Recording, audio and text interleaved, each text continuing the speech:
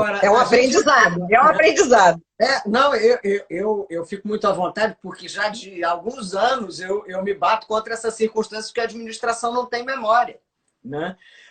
E aí, Com como ela certeza, não não se tem não. preocupa em constituir memória, quando ela é chamada a produzir essa informação histórica, não tem, porque aí trocou o secretário, o outro que era o cara que presidia aquilo se aposentou e não tem, e pronto, né? Acho que isso é uma E questão você de... sabe, Vanice, uma das grandes vantagens de você ficar muito tempo num determinado órgão jurisdicional, como eu estou agora já há 8 anos na Quinta Câmara Civil, é porque você adquire essa memória.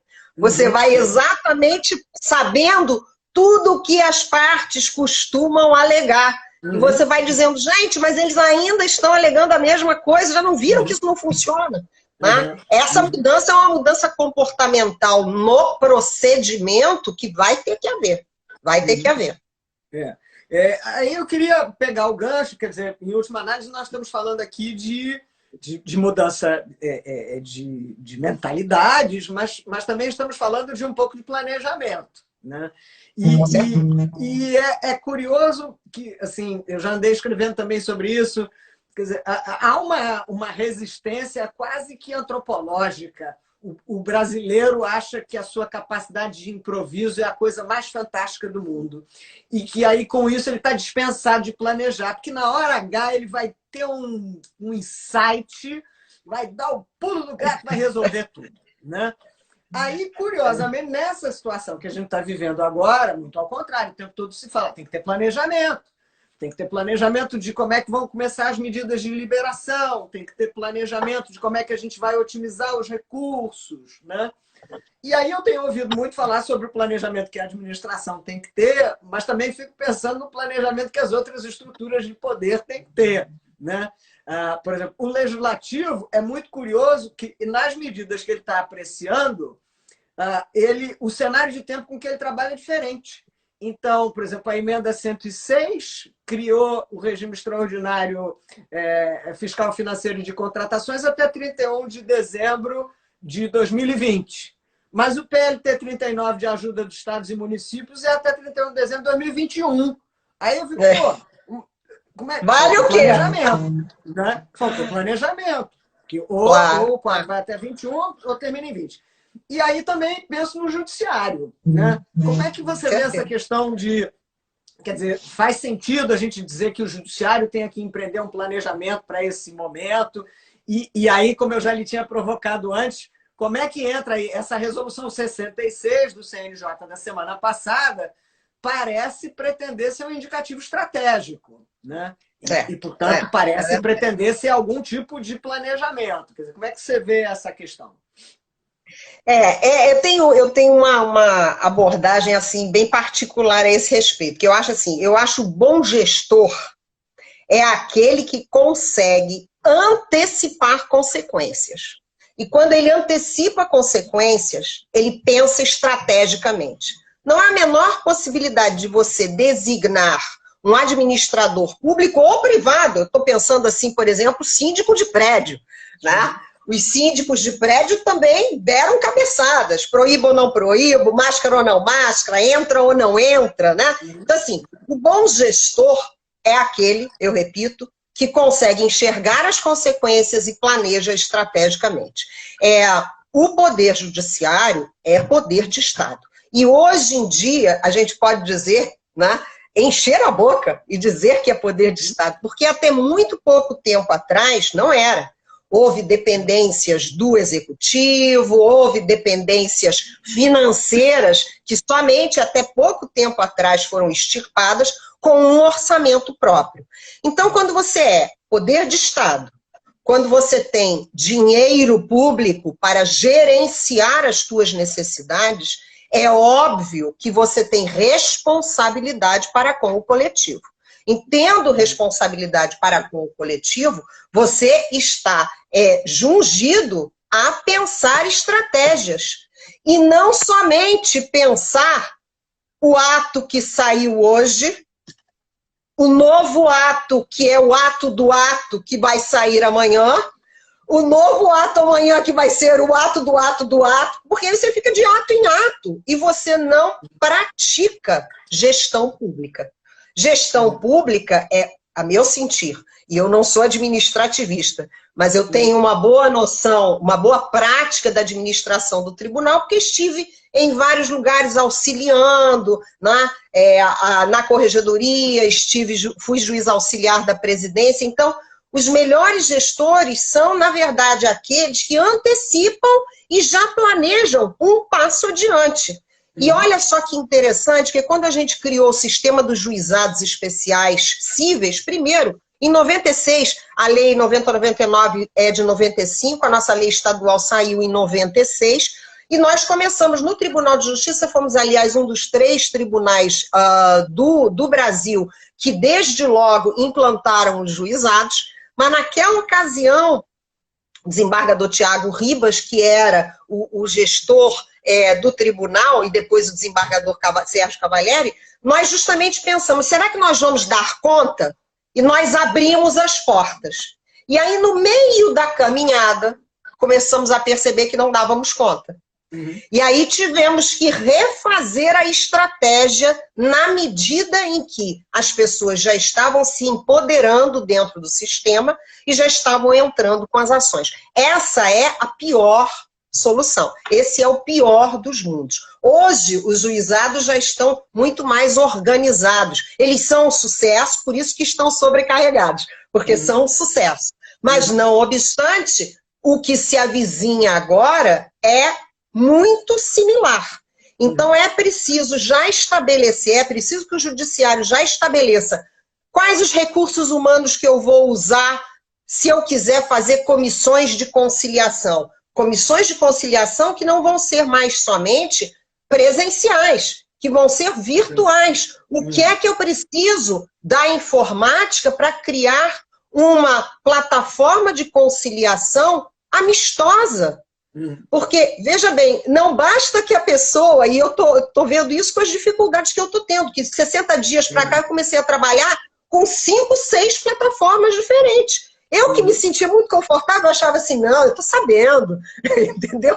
Eu tô sabendo como se faz. Fiquei abismada com o meu desconhecimento. Então, imagina, a pessoa que eventualmente até tem luz, eventualmente até tem acesso à internet, tem o seu notebook, ou seu desktop, tem o seu celular, mas se depara com uma plataforma de conciliação extrajudicial ou em juízo, ela não consegue acessar. Não consegue acessar, não consegue ouvir, não consegue entender. Não, as informações que aparecem na tela são informações absolutamente difíceis para as pessoas de nível médio compreenderem. Então, na verdade, o que vai acontecer é que, mais uma vez, a gente gasta dinheiro público errado. Então, a gente tem que planejar, olhar as consequências quais poderão ser, que a gente nunca pode vê-las todas. Fazer um planejamento estratégico, pelo menos em 2, 3 vertentes, e treinar pessoal. E isso tem que começar a ser feito agora. A gente tem que parar de fazer o ato do ato do ato do ato e regulamentar uma porção de coisas. E, principalmente, a gente não pode pretender jogar a responsabilidade em cima dos ombros do juiz, fazendo recomendações que, na verdade, não se implementam. Porque o juiz, ele... tá bem, estão recomendando, mas a recomendação não é obrigatória, eu sigo se eu quiser. Então, assim, tem aí também um contrassenso, né?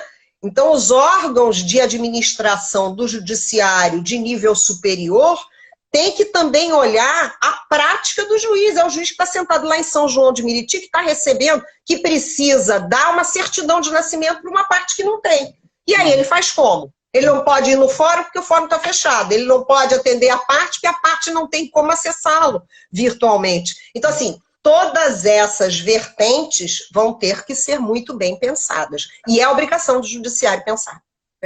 Esse comentário que você fez sobre a questão de plataformas e tal, ele é um comentário para lá de pertinente e para isto, né, da dificuldade, eu fico pensando, por exemplo, a plataforma na qual se faz reunião virtual da Procuradoria não é igual a que eu faço na universidade, não é igual a que eu faço na live, né? E na universidade, a plataforma para a graduação é uma, para escrito é outra. Então, de vez em quando, eu tenho que parar para pensar, peraí, onde é que eu estou entrando mesmo? Né?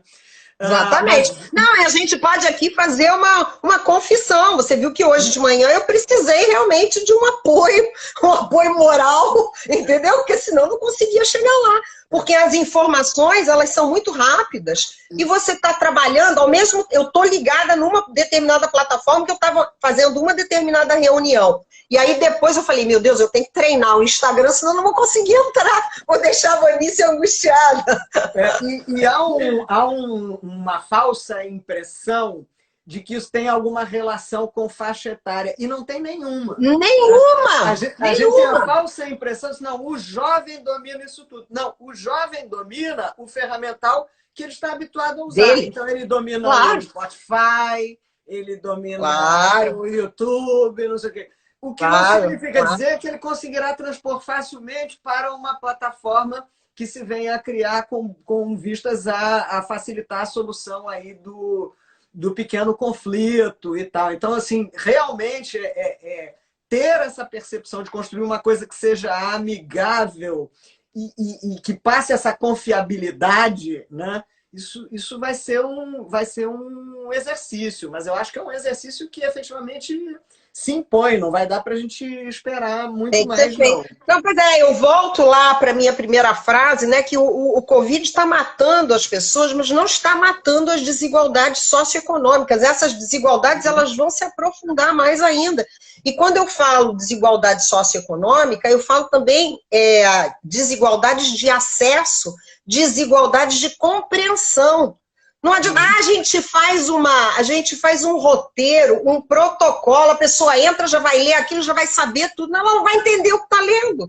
Então não consegue acessar. Então são muitos os brasileiros, são muitos os nossos jurisdicionados ou os nossos possíveis jurisdicionados. Então o judiciário tem que ter uma atenção muito grande com isso, né? Muito grande. Agora, aí, essa é uma pergunta que a gente não tinha alinhado antes, mas é que a curiosidade me veio aqui. Eu tenho a percepção, pode ser que seja equivocada, mas de que hoje em dia a pessoa valoriza muito, os americanos falam his day at the court, né? Valoriza muito estar na frente do... aquele é o juiz. E tal. Então, assim, aquilo é um componente importante. Ainda até que ele perca, mas ele foi lá na frente do juiz, ele viu, era uma moça com cabelo comprido e tal, chamava Cristina, ele fica feliz, né? Então, assim, qual é a sua impressão no que diz respeito assim, se a gente investe em plataformas, em mecanismos como estes, eventualmente esse dado, né, que é subjetivo, senão eu tive o meu momento na frente do juiz, eventualmente isso não terá mais, né? Como é que você vê isso? Excelente a tua pergunta. Excelente a tua pergunta. Eu acho o seguinte, eu acho que não se pode obrigar as pessoas a usar uma ferramenta que elas não querem usar. Então, assim, enquanto ainda forem acessos democráticos, e quando você fala em acesso ao judiciário, você fala justamente de um acesso que vai garantir direitos fundamentais. Então, assim como hoje, agora já está acontecendo, que foi uma solução que apareceu de repente, né? Apareceu dentro dessa pandemia. Você tem as pautas virtuais de julgamento nos tribunais, né? Eu estou falando da minha área, né? Nós temos feito pautas virtuais com 150 processos toda terça-feira, né? Com bastante sucesso, né? E a gente tem a possibilidade do advogado dizer, epa, um momento aqui, eu não quero pauta virtual. Eu quero pauta presencial. E aí, no primeiro momento, o que se pensou foi o seguinte, coitado, ele agora vai ter que esperar até o final do ano, até o ano que vem, para nós termos de novo uma pauta presencial. E aí, Fiat Lux, alguém pensou, não, mas peraí, a gente pode criar uma plataforma de videoconferência. Vamos estar presenciais, estaremos todos lá, mas não estaremos fisicamente presenciais, estaremos virtualmente presenciais. E aí agora nós já estamos começando a fazer exatamente esse tipo de julgamento que dá a oportunidade, em primeiro lugar, do advogado fazer a sua sustentação oral e até ter a parte que ele representa ali do lado dele. Ele pode entrar, a parte está ali sentada, ouvindo, porque essa questão de confiança é uma questão fundamental. É uma questão também de mudança de perspectiva. A população brasileira, nós, os brasileiros, como eu gosto de dizer, nós temos pouca confiança nas instituições públicas.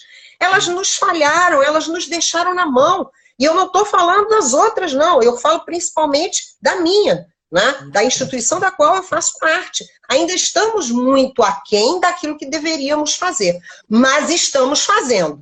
Estamos fazendo e estamos começando a fazer muito bem. Então, acho que deverá, em qualquer direção em que se vá, as possibilidades serão maiores, e sendo maiores, vai ter que sempre haver também a possibilidade de opção.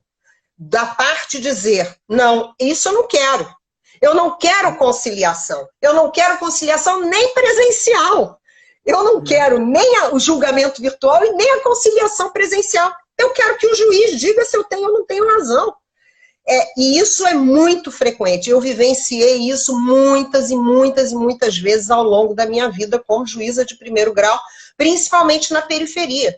É um momento para as pessoas, vamos dizer, de baixa renda, é um momento importante elas se encontrarem com o juiz. Elas estarem na presença do juiz, elas verem e elas perguntarem, quando você não está de capa, por exemplo, quando você tem alguma coisa que te distingue, né? E eu me lembro de um fato muito pitoresco, rapidamente mencionável, uma determinada juíza de um juizado que não usava capa, e aí, numa audiência de juizado, num determinado momento, entra uma pessoa que era secretária, né, para uma ação. Então a juíza pergunta, pois não, minha senhora, pode dizer o que é que aconteceu aqui? E a pessoa estava absolutamente muda, calada. Até que no final a juíza perguntou, mas a senhora está se sentindo mal? Não, eu não vou falar com você, eu só vou falar com a juíza. Aí a juíza disse, mas eu sou a juíza. Não, mas a minha patroa disse que juiz tem capa preta. E, ademais, a senhora tem uma tatuagem de borboleta no seu tornozelo, juiz não tem tatuagem de borboleta. Então, assim, é uma coisa muito interessante, né? Como as pessoas nos veem. Né? E na medida, então, que ela obviamente explicou, não, sou eu a juíza, sim, não, o juiz pode ter tatuagem, né? A minha capa está ali atrás da porta, se a senhora se sente mais confortável, eu vou vesti-la, foi lá e vestiu a capa. Então, assim, essa é uma aproximação da população que nós do judiciário precisamos. Nós precisamos. E isso gera confiança, né? E gerando confiança vai também gerar maior segurança jurídica. Porque tem uma outra coisa, se você faz conciliação virtual, como é que você garante, as pessoas, como é que elas vão assinar? Elas não têm token, elas não têm assinatura digital, onde é que elas vão buscar certificação judicial, entendeu? Certificação digital, não tem. Não tem, então assim, essas diferenças todas, elas têm de ser consideradas, inclusive pelos entes federativos, nessa pauta de tentar conciliação. Tem que se compreender essas pessoas, esses brasileiros, que nós não conhecemos, né? Porque ficamos tempos demais, talvez, albergados nos nossos palácios de cristal, né? Estava ouvindo só a narrativa.